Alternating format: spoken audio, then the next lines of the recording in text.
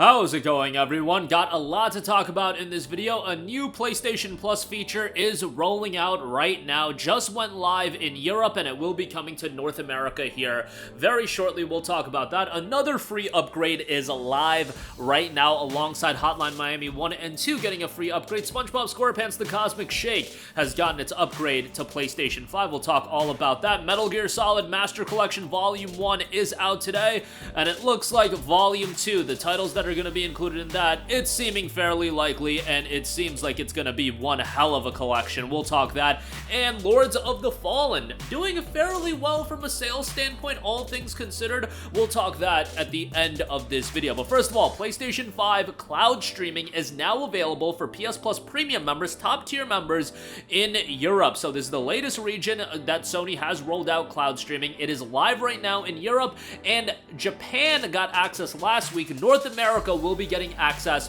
next week, sometime around October 30th, October 31st, around that range, but next week it should be live. You will be able to stream select games through PlayStation Plus, and on top of that, some of these games include the catalog titles and PlayStation Plus Essential games. So if you want to quickly try out games, let's say even if your connection isn't that good, but you just want to get a taste of a game and then decide whether or not you're ultimately going to download the game onto your PlayStation 5, it can be a pretty effective tool. It's just that game streaming these days is still something that not everybody wants to take advantage of. I would say, like, most people do not want to take advantage of game streaming. It can be effective here and there, but the comparison is always going to be made to other forms of entertainment that have moved to streaming. Music, television, movies, all those entertainment platforms and mediums, they're different than gaming. They're not interactive in the sense that, you know, button timing and input lag, those things can break an experience. And as somebody that has had a pretty good internet connection, being hardwired to my router as well, I had a little bit of input lag.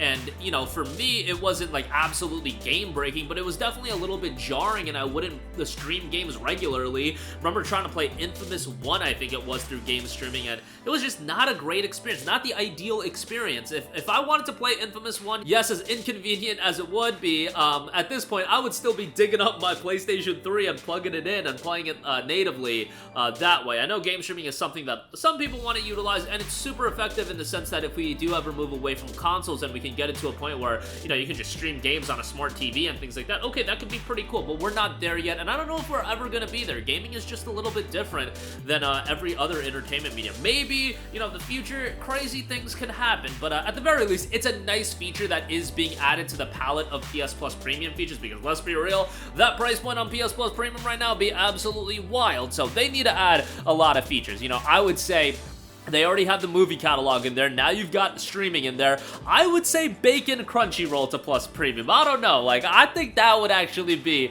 a nice feature for the weeaboos out there. If you can get Crunchyroll baked into Plus Premium, I think that could be pretty great and actually offer a lot of value. Given that, you know, how much is Plus Premium now? It's like $150, $180 a year, something crazy like that. Like, not a lot of people trying to pay that kind of money on a subscription service, but if you offer a lot of value, you know, with the movie catalog, streaming, bacon Crunchyroll, do what you do, get some good classics games in there. Like, I feel like I'm a broken record with that. We need better classic game support, and then we can talk about Plus Premium being a worthwhile purchase. At this point, with the price hike, can't really say that's the case. Alright, moving on from that, I do also want to note SpongeBob SquarePants The Cosmic Shake has gotten its PlayStation 5 upgrade. This is a free upgrade if you already own the game. Alternatively, it is available physically and digitally for $39.99. I would say, you know, 40 bucks is a little bit pricey. Wait for it to go on sale, get the PS4 version discounted, and upgrade that. As far as new features, there was also a free update release, but new feature includes photo mode. Apply one of 19 different filters to enhance your pictures.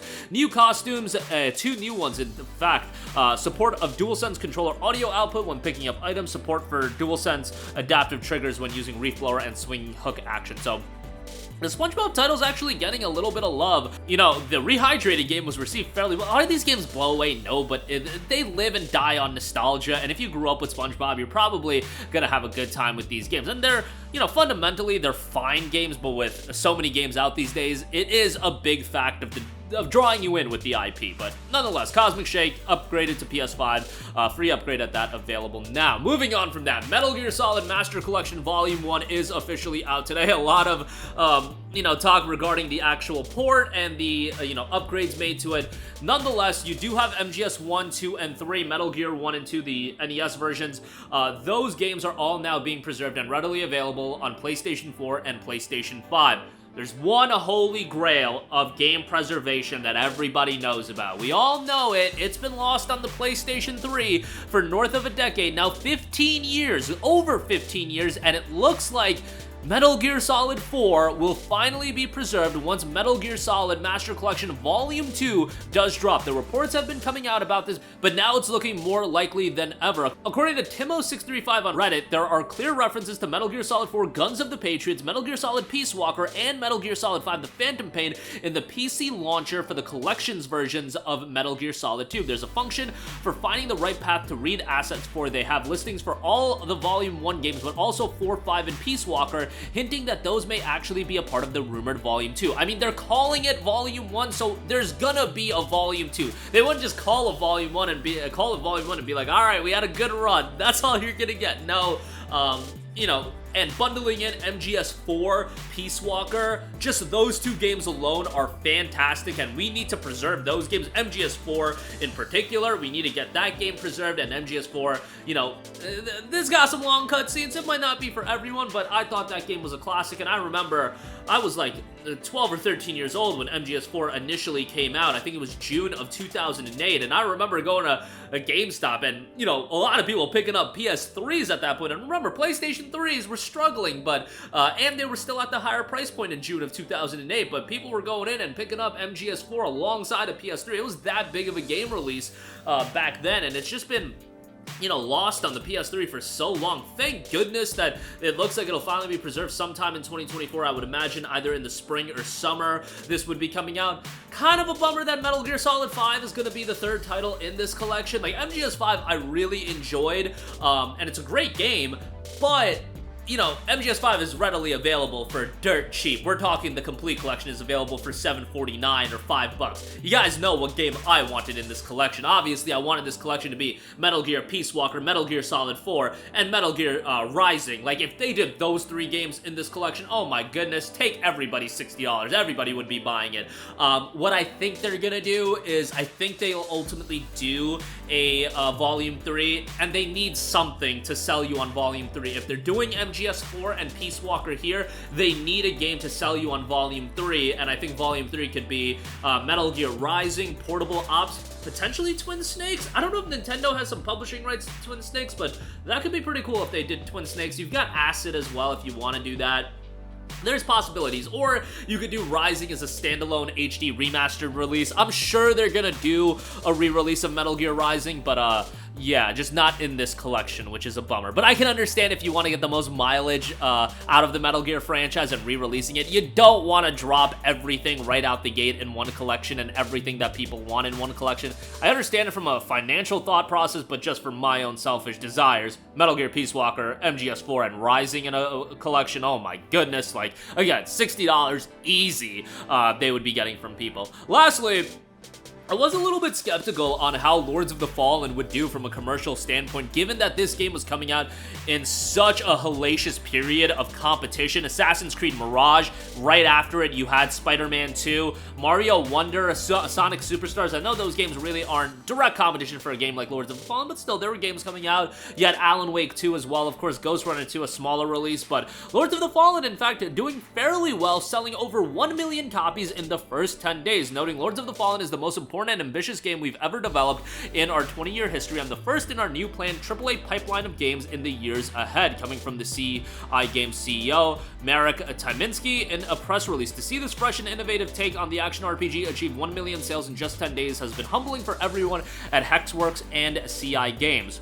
Thank you all to the lamp bearers out there who have embarked on the journey across Mornstead, fearlessly traversing the lands of the living and the dead. We're incredibly grateful to the passionate Lords of the Fallen community for their invaluable feedback and ongoing support. It's their unwavering dedication that has made this success possible, and we couldn't be prouder to share it with them. Obviously, this game has had some performance issues on Xbox. It was a train wreck on day one. They even made a statement, I believe, on release day being like, hey guys, the Xbox performance is great. PC version has had a lot of issues, although it is being updated and made better. 1 million sold is great. It's just that it really is going to depend on what was the budget attached to this game. You can look at Callisto Protocol. That game had an ambitious desire of selling 5 million copies. It ultimately sold 2 million copies, and that was deemed to be a very big disappointment. Lords of the Fallen, with them putting out statements like this, I would hope that 1 million copies sold is incredibly satisfying for them, especially considering they had a hell of a lot of competition with, again, all those aforementioned games. Hopefully they're satisfied with the success of the game and they can continue building upon that. And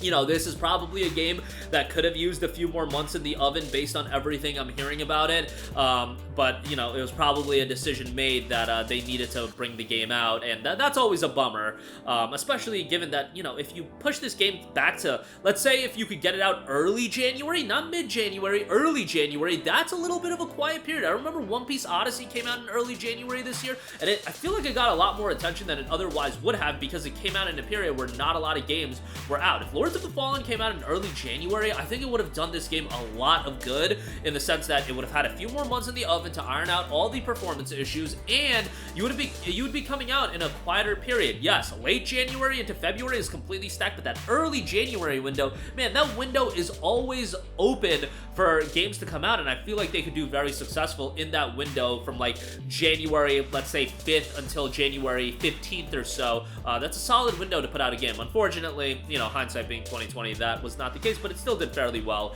with 1 million copies sold in its first 10 days. But that's gonna do it for me. Again, plus a cloud streaming being rolled out right now, available in Europe, available in Japan, North American rollout coming next week. SpongeBob SquarePants The Cosmic Shake free upgrade out now. Huge news with Metal Gear, the collection volume 2. Looks like Peace Walker, MGS4, MGS5. Hopefully we get that Rising remaster, or it'll be a part of volume 3 if they can figure out some titles to put in there. And Lords of the Fallen selling over 1 million copies in its first 10 days. That's going to do it for me. Sound off with all of your thoughts in the comments section down below. Thank you for watching, and goodbye.